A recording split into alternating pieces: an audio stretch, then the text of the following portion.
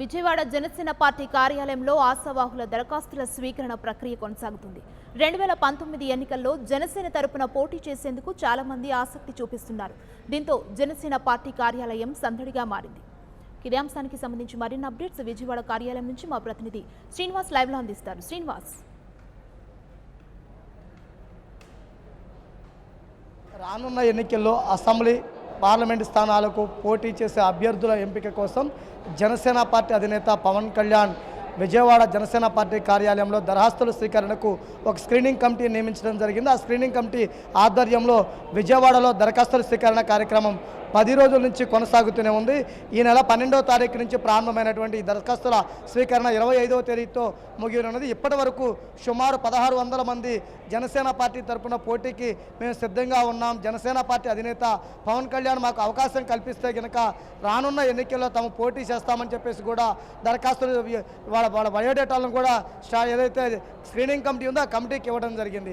అంటే చూస్తే ఎన్నికలలో గెలిపే లక్ష్యంగా ముందుకెళ్తున్నటువంటి పవన్ కళ్యాణ్ నూతన వరవడిని సృష్టించే విధంగా మధ్యతరగతి అదేవిధంగా కుల మతాలకు అతీతంగా అన్ని వర్గాల నుంచి దరఖాస్తుల స్వీకరణ చేయడం జరిగింది. దరఖాస్తుల స్వీకరణను ఫైనల్ చేసిన తర్వాత తుది గ్రూపులో అభ్యర్థులు ఎంపిక చేసే విధంగా కూడా ఉండడం జరిగింది. అంటే ఈ దరఖాస్తుల స్వీకరణ చూసినట్లయితే కనుక అన్ని వర్గాలకు సముచిత స్థానం లభించే విధంగా దరఖాస్తుల స్వీకరణ జరగడం జరిగింది.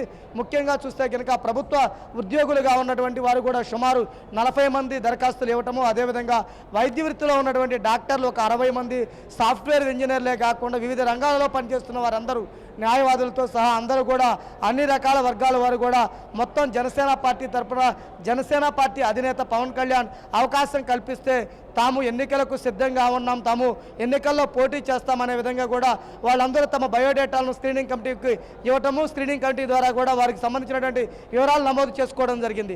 అంటే రానున్న ఎన్నికలకు సంబంధించి 175 అసెంబ్లీ స్థానాలు, అదేవిధంగా 25 పార్లమెంట్ స్థానాలకి సంబంధించి జనసేన పార్టీ రాజకీయ పార్టీలకు భిన్నంగా దరఖాస్తుల స్వీకరణ ప్రారంభించింది. దరఖాస్తుల స్వీకరణ రోజు రోజుకు ఊపందుకుంటూ విజయవంతంగా కొనసాగుతూ ఉంది.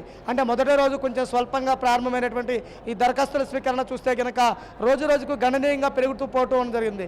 మొత్తం రోజుకు 300 నుంచి 400 మంది సభ్యులు హాజరవుతున్నారు. ఇప్పటికీ 10 రోజుల్లో 1600 మంది అభ్యర్థులు తమ బయోడేటాలను స్క్రీనింగ్ కమిటీకి ఇవ్వడం జరిగింది.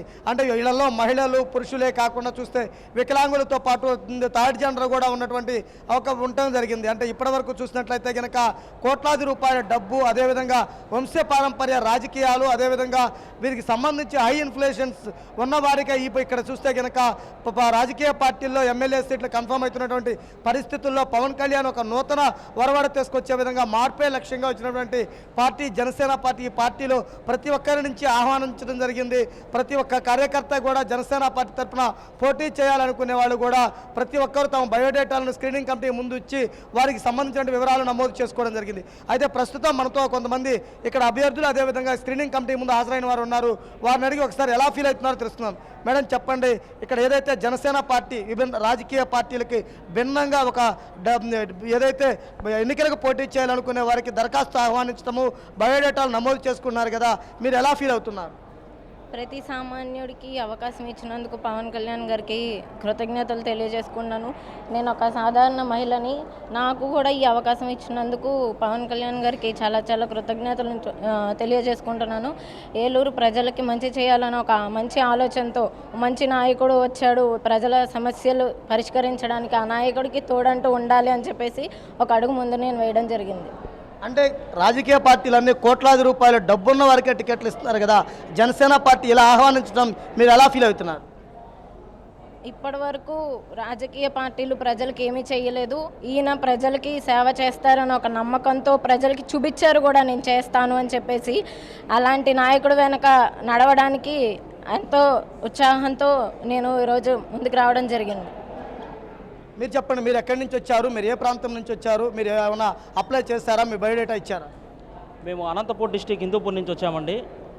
మేము ఎన్నో రాజకీయాలు చూసాము, ఇలాంటి రాజకీయం మేము సరికొత్తగా చూస్తున్నాము. చాలా ఆనందకరంగా ఉంది. ఎందుకంటే ఎన్నో కోట్ల రూపాయలు పెడితే కానీ అప్లికేషన్ కూడా టేబుల్ ముందుకు పోయినటువంటి జాబితాలో ఉన్నటువంటి ఈ ప్రభుత్వాల్లో ఒక సామాన్య వ్యక్తుల్లోనే నేను పుట్టిస్తానన్నటువంటి మన అధినేత పవర్ స్టార్ పవన్ కళ్యాణ్ గారు తన మాట మీద నిలబెట్టుకొని ఇంతమంది వేలాది మందిగా తరలి వచ్చి అప్లికేషన్లు పెడుతున్నారంటే ఆయనకి మేము హృదయపూర్వకంగా హ్యాట్స్ ఆఫ్ చెప్తున్నాము.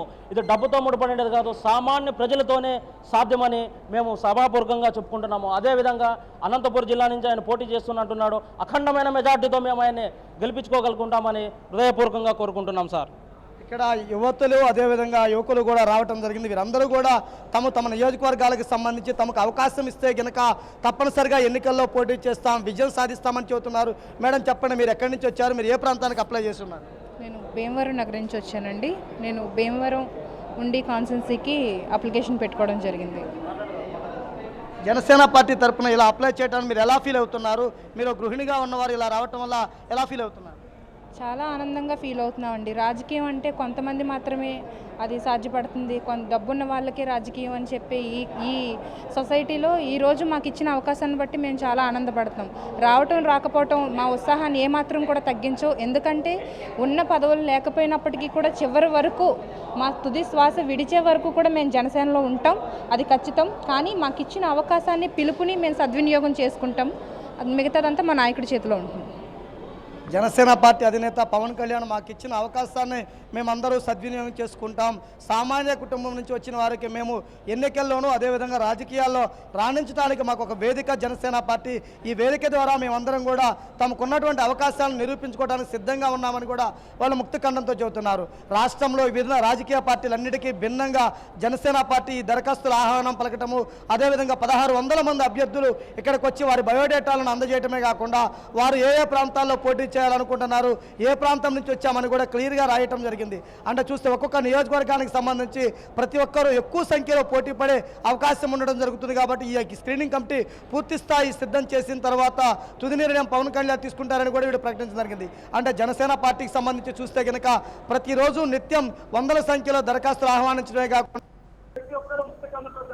ముక్త ఖండంతో చేయడం జరిగింది. అంటే ఇప్పటి వరకు చూసుకున్నట్లయితే కనుక ఈ 10 రోజులలో కూడా ప్రభుత్వ ఉద్యోగులు అదేవిధంగా వైద్య వృత్తిలో ఉన్నటువంటి డాక్టర్లతో పాటు న్యాయవాదులు వీళ్ళందరూ కూడా ఎక్కువ సంఖ్యలో దరఖాస్తు చేసుకోవడం జరిగింది. అంటే మార్పు కోరుకోవడం కోసం వచ్చినటువంటి జనసేన పార్టీ అధినేత పవన్ కళ్యాణ్కి మేమందరూ సపోర్టుగా ఉంటాం, మాకు ఎన్నికల్లో పోటీ చేయడానికి సీటు వచ్చినా రాకపోయినా కానీ తామందరూ జనసేన పార్టీ తరపు నుండి ప్రజా సమస్యలపై పోరాడతాం, సమాజంలో మార్పు, రాజకీయాలలో అకౌంటబిలిటీ, ఖచ్చితత్వం తీసుకొస్తామని చెప్పేసి కూడా ముక్త ఖండంతో చెబుతున్నటువంటి పరిస్థితి ఉండడం జరిగింది.